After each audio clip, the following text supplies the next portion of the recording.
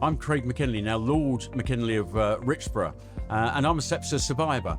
I was struck down with, they put it down to pneumonia at the end of September 2023 and had quadruple amputations on the 1st of December 2023. So here we are, some year and a half later. I've had my lower arms, lower legs taken off, and I'm now sporting some rather high-tech prosthetics.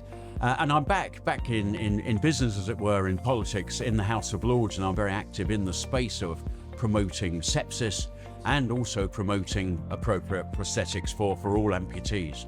But in the sepsis space, I've restarted the All-Party Parliamentary Group for sepsis, and it has now grown to be one of the biggest APPGs in the entirety of Parliament, and that spans all parties and both houses, both the Commons and the House of Lords. And that's a good place to be, because we've now got, dare I say, 130 disciples across both houses spreading the word about sepsis in their local communities, because that is key.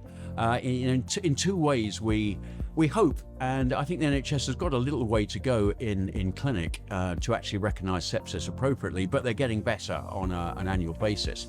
But what we need is that really early stage recognition within families, within friends, so that people can be got into hospital quickly, get those antibiotics, get those fluids they need, and hopefully they'll come out of the other side of a sepsis episode in a slightly better shape than I did.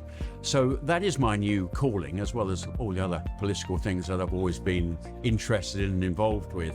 But I can see that if my work saves someone from sepsis, their life or their limbs, I'd say that is a job very well done in life, and I'm up for the challenge. Working with companies like bioMérieux and others to see if we can get a proper diagnostic test at the right time, so that as people present with potentially sepsis-like symptoms, it can be recognised, they can get into the system, get the treatment out the other side. Not only is that good for the person, it's actually a good saving for the country and the NHS.